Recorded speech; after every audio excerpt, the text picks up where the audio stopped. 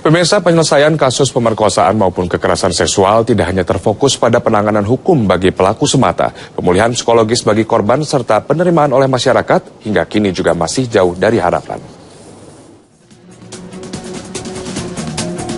Belum usai trauma penculikan dan perkosaan yang dialami SA, remaja 14 tahun ini masih harus melewati satu cobaan lagi. Ia terancam dikeluarkan dari sekolah. Ironisnya, rencana pihak sekolah yang akan mengeluarkan SA diumumkan saat upacara bendera Senin kemarin.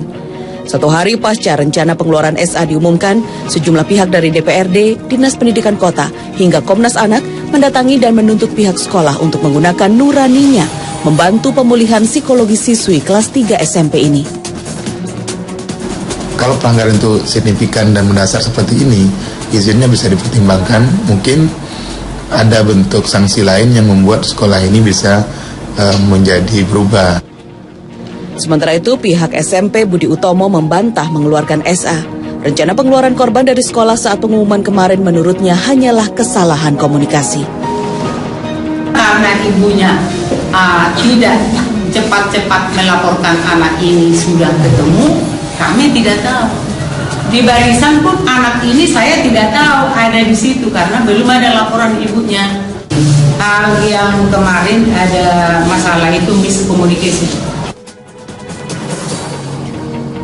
Meski upaya mediasi tengah dilakukan, SA masih trauma untuk kembali ke sekolah.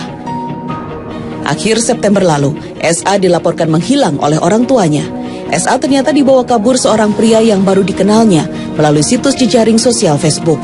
Dalam pelariannya, remaja asal Sukamaju Depok ini harus melayani pelaku dan dua temannya.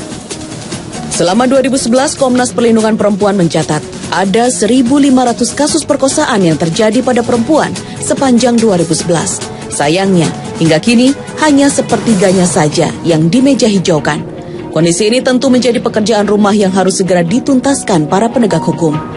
Selain hukuman bagi pelaku, kasus pemerkosaan maupun kekerasan seksual tentu sangat mengganggu psikologis korbannya.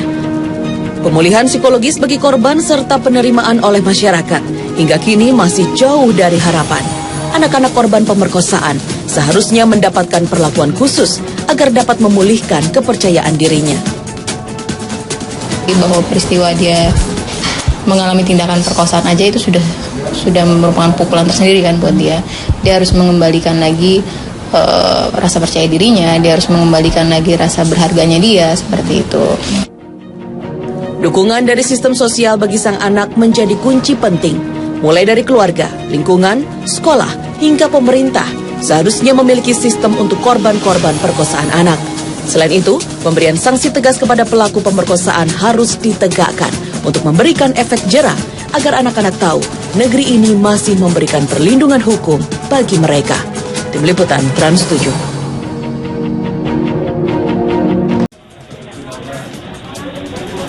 Keadilan sepertinya tidak berpihak bagi para korban kejahatan seksual. Setidaknya, itulah yang diperjuangkan sejumlah keluarga korban kejahatan seksual di Pengadilan Negeri Mataram, Nusa Tenggara Barat. Mereka sengaja mendatangi kantor pengadilan untuk mempertanyakan keputusan pengadilan terhadap tersangka pelaku kejahatan seksual. Persidangan itu sendiri sudah berjalan berbulan-bulan, namun sampai saat ini tersangka tidak juga ditahan. Apa yang terjadi dengan Ado, ingat bahwa ibu telah melakukan ketidakadilan. Ya, mohon keadilan-adilnya ibu.